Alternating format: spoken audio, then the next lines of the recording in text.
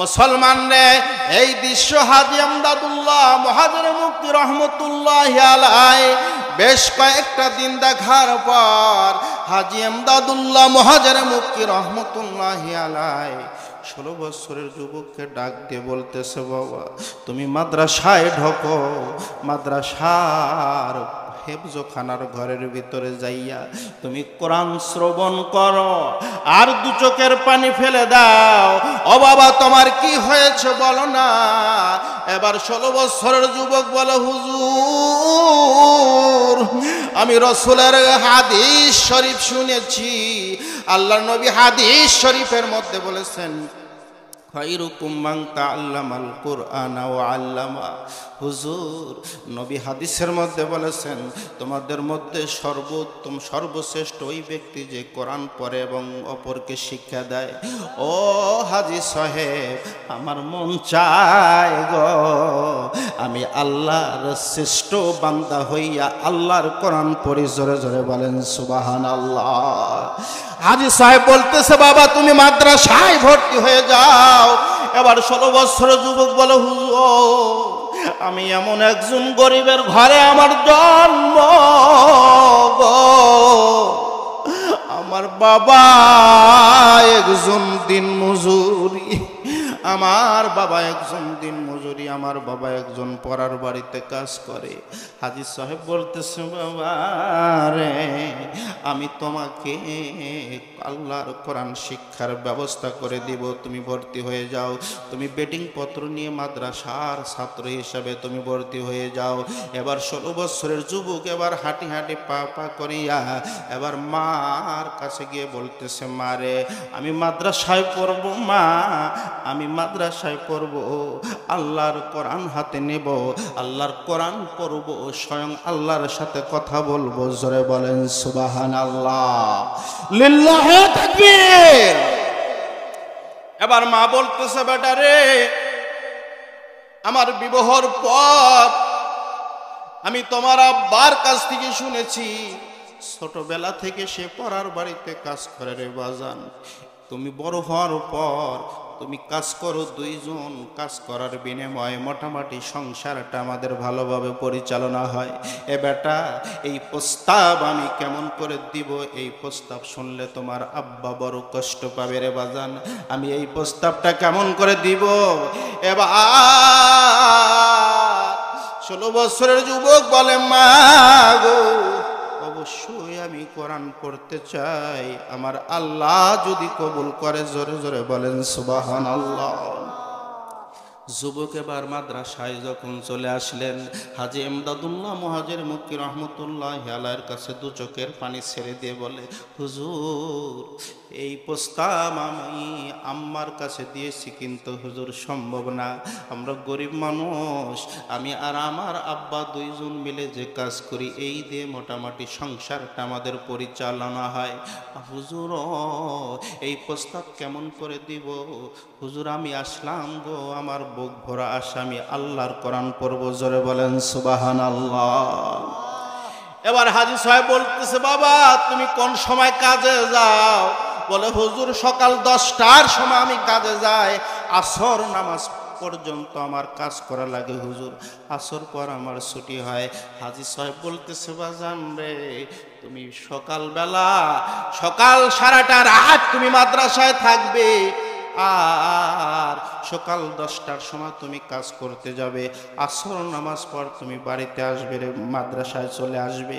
এবার হাজী আমদাদুল্লাহ মুহাজির মুফতি রহমতুল্লাহি আলাইহির কথা শুনিয়া 16 বছরের যুবক মার কাছ থেকে বেডিং পত্র লইয়া এবার মাদ্রাসায় যখন ভর্তি হয়ে যায়, মাদ্রাসায় যখন ক্লাস শুরু করে দেয়, এবার 16 বছরের যুবক পড়তে কায়দা যখন শেষ হয়ে যায়, আম্মা পারা যখন পড়া শুরু করে দিল রে মুসলমান, হাইরে এবার 16 বছরের যুবক আর মাত্র একটা আম্মা পারা যখন একটা খতম হয়ে যায়, এক উল্টান হয়ে যায়, আর একটা উল্টান শুরু হয়ে গেছে, আর মাত্র 10টা সূরা আছে।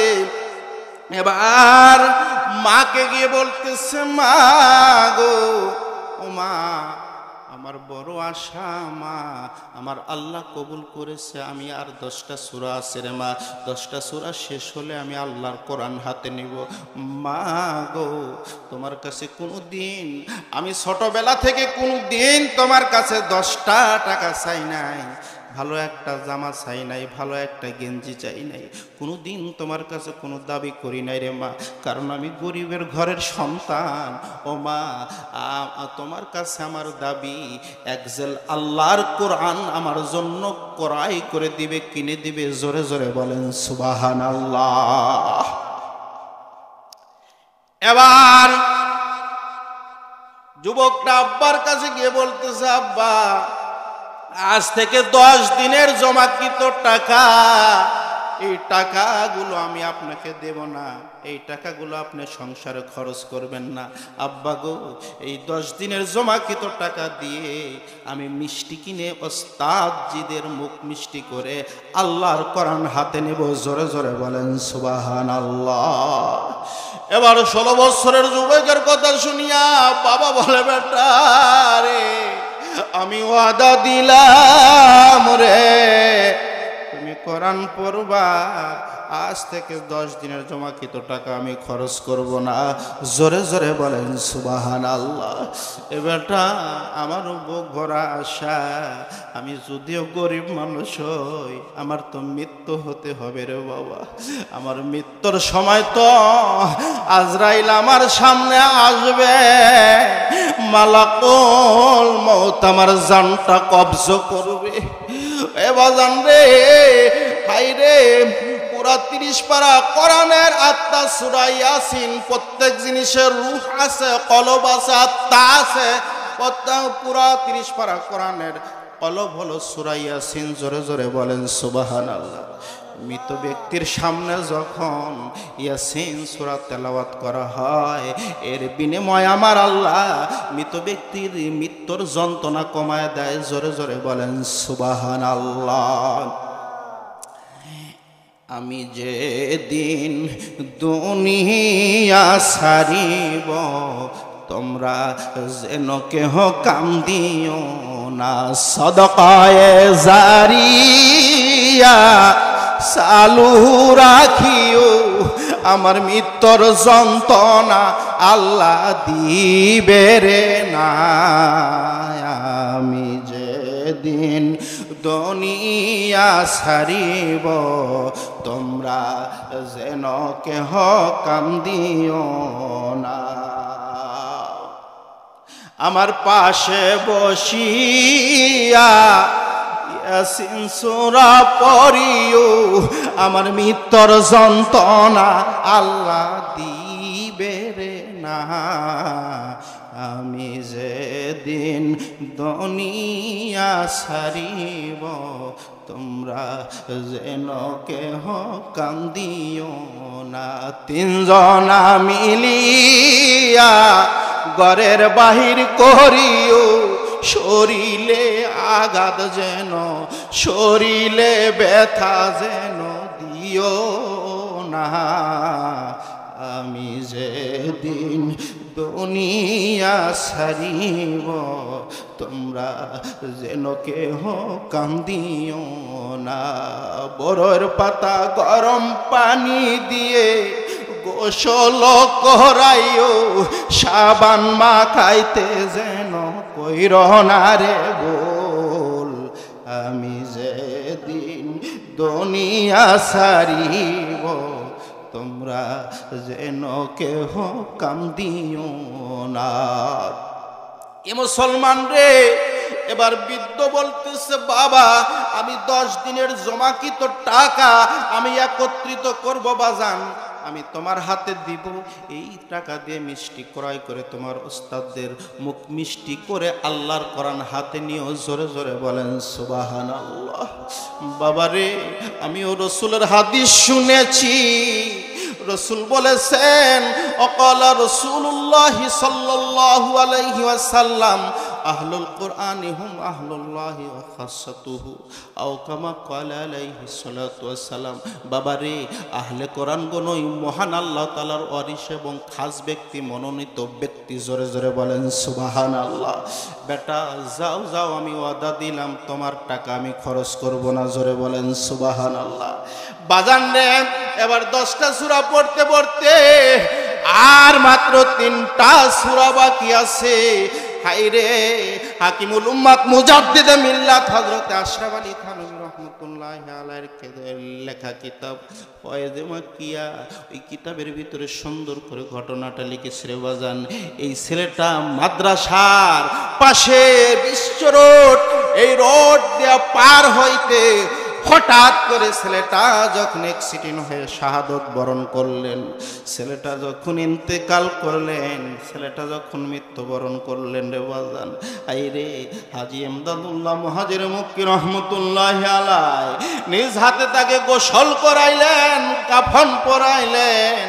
গোসল এবং কাফন পরাইয়া হাজী এমদাদুল্লাহ মুহাজির মক্কি রহমতুল্লাহি আলাইহি জানাজা নামাজ পড়াইবে।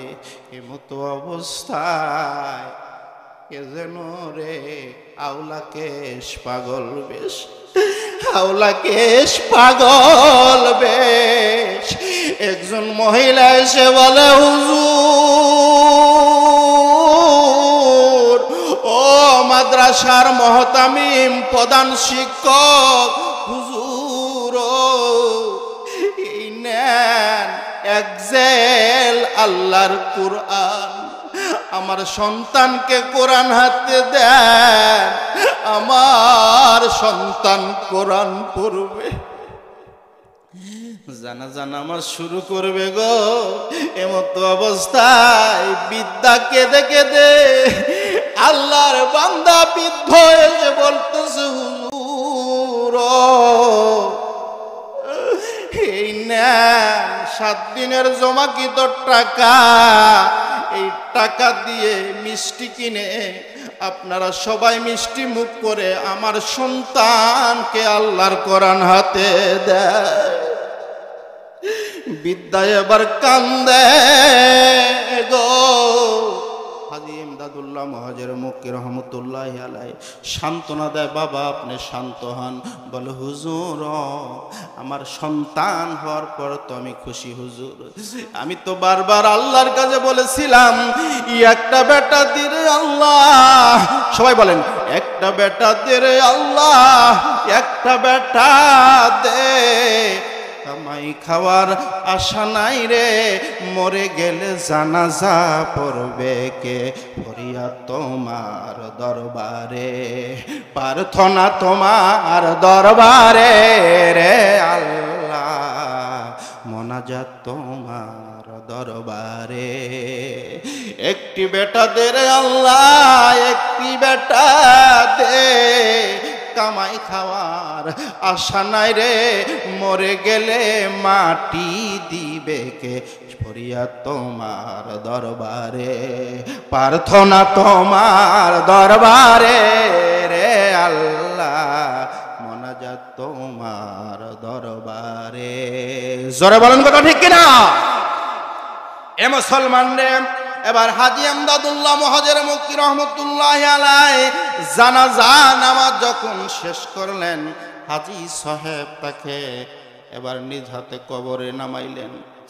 কবরের দাফন কাফনের কাজ যখন সমাপ্ত হয়ে গেলেন, যার যার মতো সবাই যখন বাড়িতে চলে গেলেন, এ বাজান রে, হাই রে, আল্লাহর বান্দা 16 বছরের যুবকের মা বাবা কান্দে। হাজী এমদাদুল্লাহ মুহাজির মক্কি রহমতুল্লাহি আলাইহি কাঁদে, কাঁদে কেঁদে কেঁদে যার যার বাড়িতে যখন চলে যায়।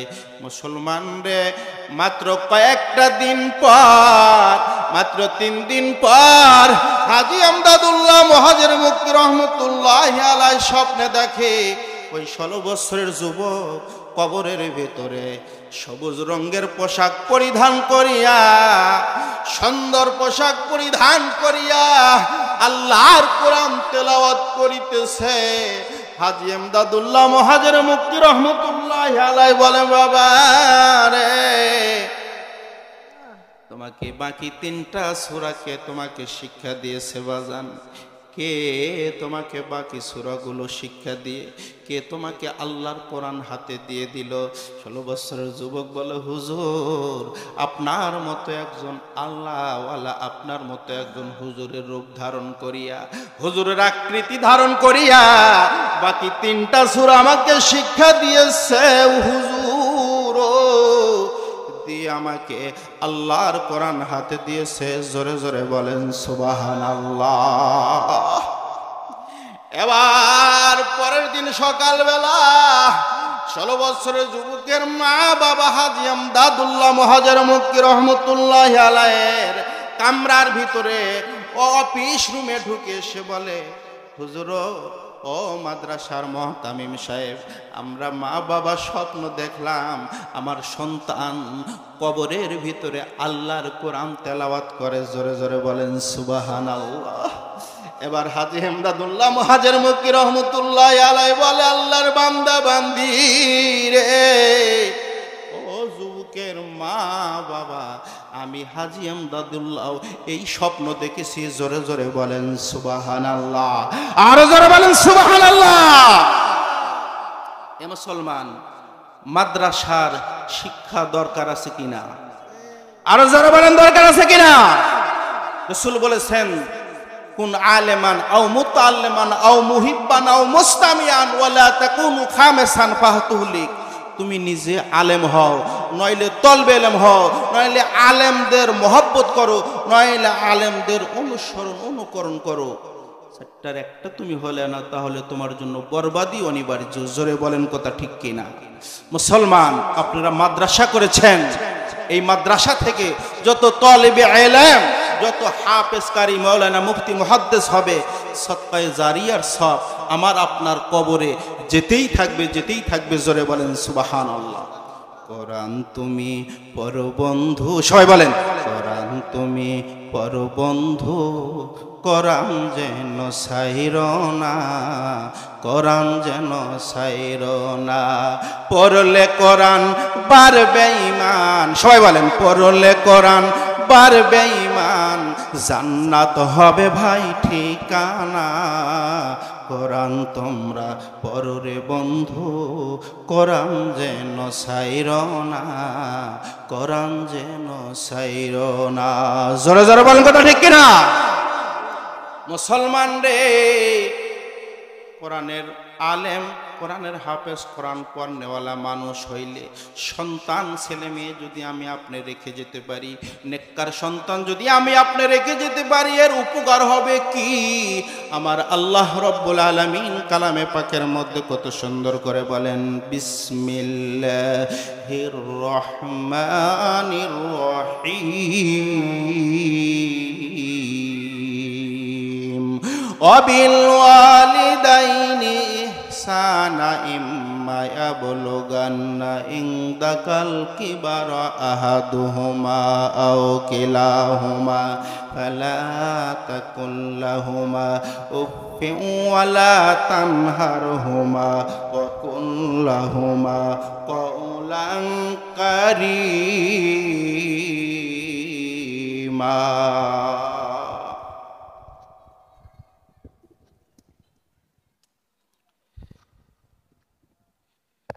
আল্লাহ রব্বুল আলামিন বলেন, আল্লাহ রব্বুল আলামিন বলেন, আল্লাহ রব্বুল আলামিন বলেন, বিসমিল্লাহির রহমানির রহিম, ওয়াবিল,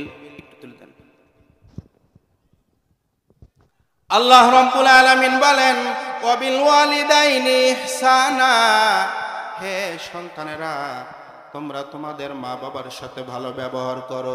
ইম্মা ইয়াবলুগান্না ইনদাকাল কিবারা, তোমাদের মা বাবা যখন বার্ধক্যে পৌঁছে যায়, আহাদুহুমা ও কিলাহুমা, তোমাদের মা বাবার মধ্যে একজন অথবা দুইজন, ফালা তাকুল লাহুমা উফফিন, খবরদার তাদের সামনে এমন কথা বলিও না যার দ্বারা তোমার মা বাবা মুখ থেকে উহ শব্দ প্রকাশ করে। ফালা তানহার, তাদেরকে ধমক দিও না। ওয়াকুল লাহুমা কওলান কারীমা,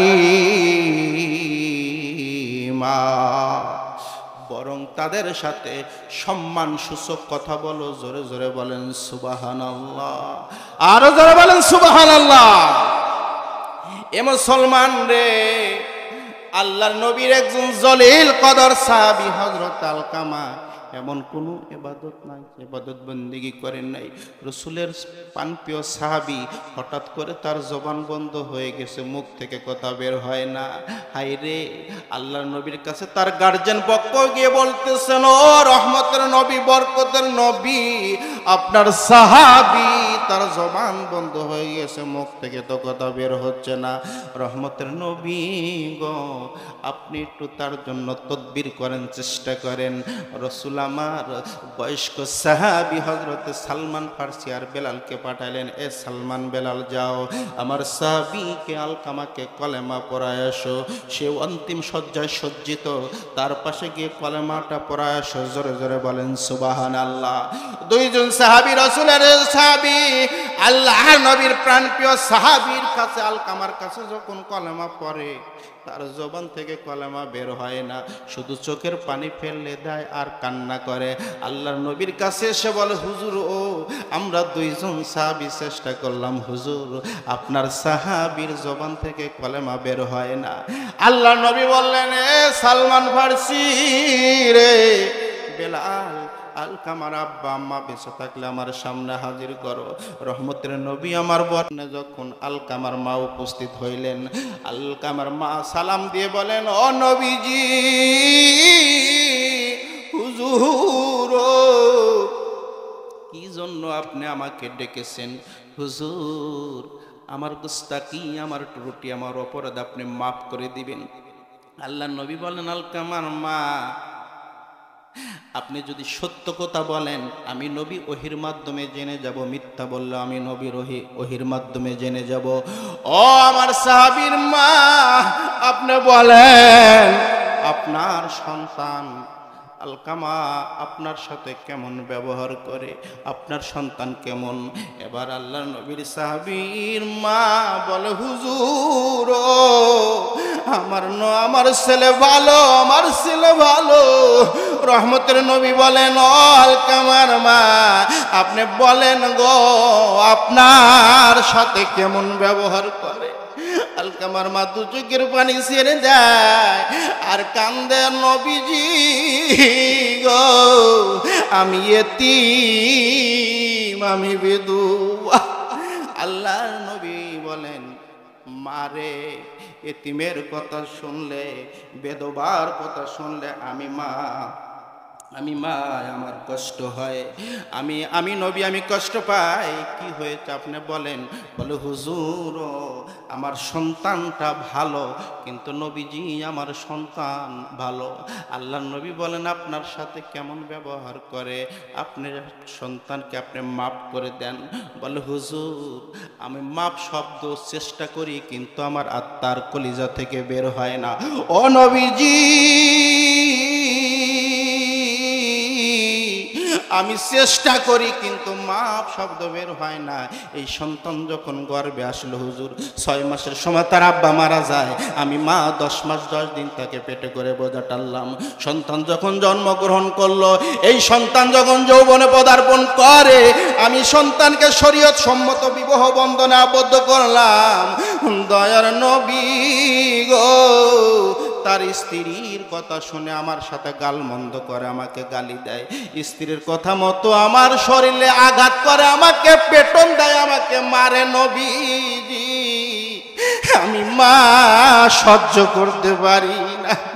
আল্লাহ নবী বলেন, আলকামার মা, আপনি মাফ না করা পর্যন্ত আপনার সন্তান মৃত্যুর সময় কালেমা পড়তে পারবে না। আল্লাহ নবী বলে, আপনি মাফ করেন। হুজুর, মাফ শব্দ তোমার আত্মা থেকে বের হয় না। আল্লাহ নবী বলে, মাফ করেন, মাফ করেন। বলে, হুজুর, আমি কেমন করে মাফ করব? এই বেটার জন্য আমি কাঞ্চা চুলে বেদবা হয়েছি। নবীজি, আমার নিজের জীবন যৌবন স্বামীর ভিটায় বিসর্জন দিয়েছি একমাত্র সন্তানের জন্য। সন্তানের দুঃখ ভাগ করে নিয়েছি, সন্তান সুখ করবে সুখ ভাগ করে নিব। এই বেটা আমাকে মারে হুজুর, আমি সহ্য করতে পারি না। আল্লাহ নবী সাহাবায়ে কেরামদের বললেন, এ সাহাবারা শুকনো লাকড়ির ব্যবস্থা করো। সকল সাহাবীরা যখন শুকনো খড়ির ব্যবস্থা করলেন, এই দৃশ্য দেখে আল্লাহর নবীর সামনে আলকামার মা বল, হুজুর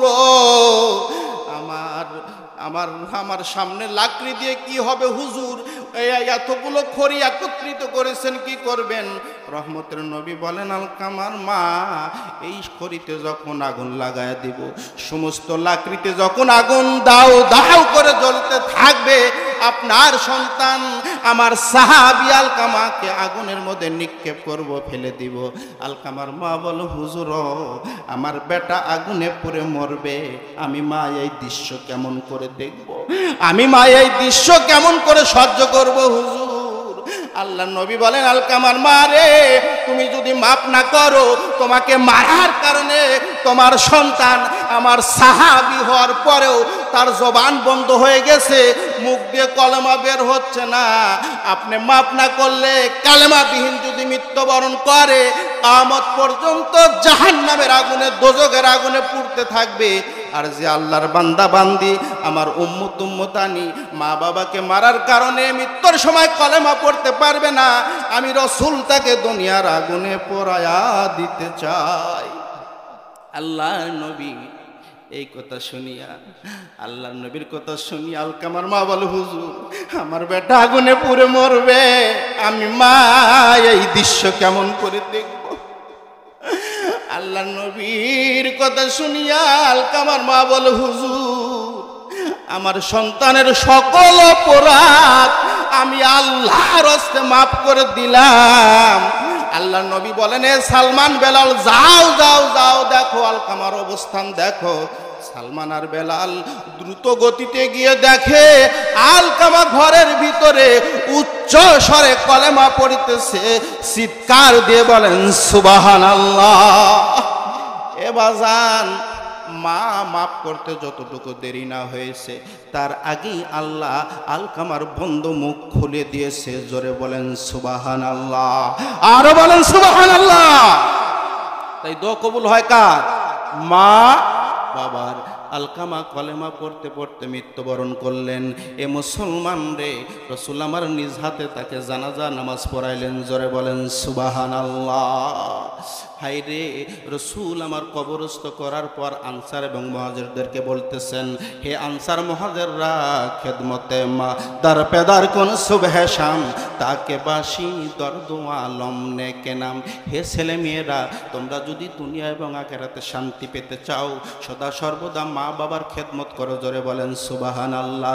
থাকতে ঘরে বাবা, সবাই বলেন থাকতে ঘরে বাবা, করহ বাবার সেবা, ও অমূল্য রতন পরশমণি, হারাইলে কি পাবি?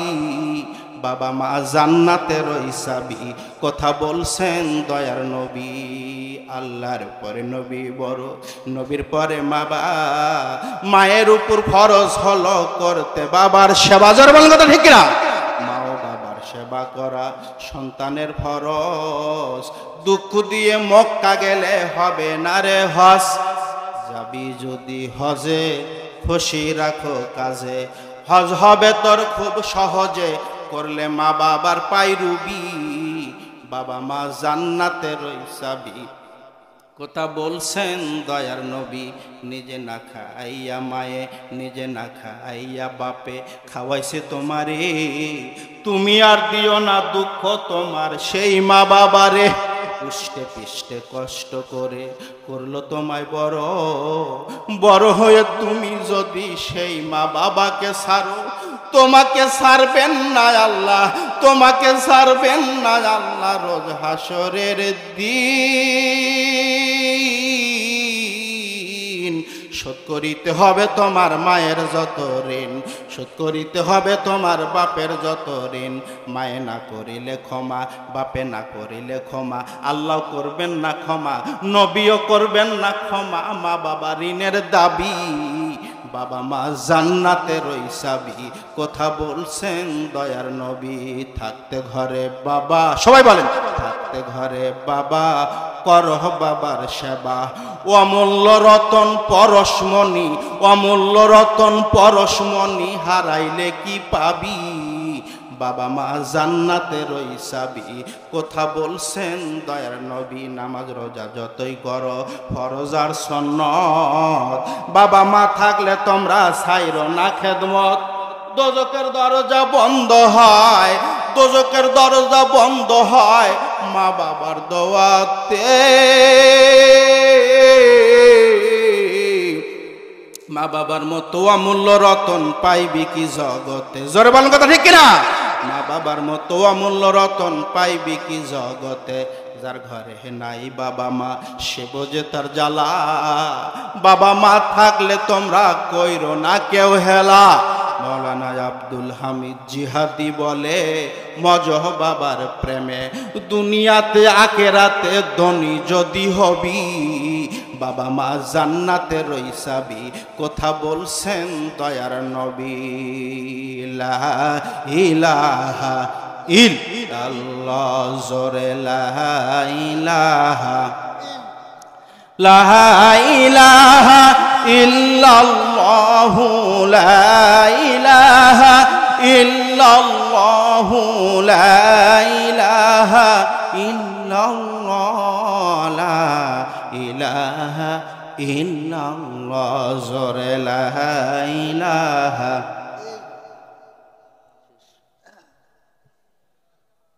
ইল্লাল্লাহ।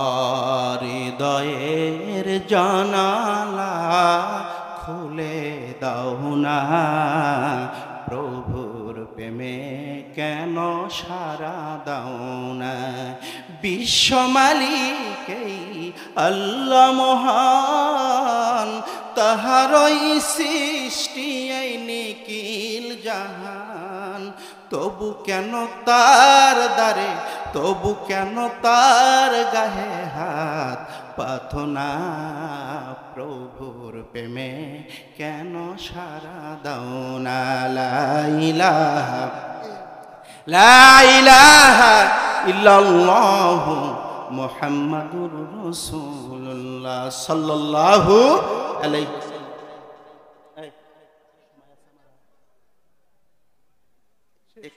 এখানে লেখছে কিন্তু 5 মিনিট শেষ করব। দ্বিতীয় বক্তা আসতেছে নাকি? ইমানের পথে অবিচল থেকে, সবাই বলেন ইমানের পথে অবিচল থেকে আমার মরণ যেন হয়, আমার মরণ যেন হয়। তোমারই কাছে মিনতি আমার, ওগো মহিয়ান। সবাই বলেন ইমানের পথে অবিচল থেকে আমার মরণ যেন হয়। প্রতিদিন মিথ্যের মুখোমুখি হয়, বেদইন ফাসেকেরা করে হইচই। আজাজিলে সে গোমরাহি সুরগামে গড়ে তোলে মনময়। ইমানের পথে অবিচল থেকে আমার মরণ যেন হয়। আধারে দুর্গম আঁকাবাঁকা পথ, ভাঙতিতে পুণ্য যত মতামত।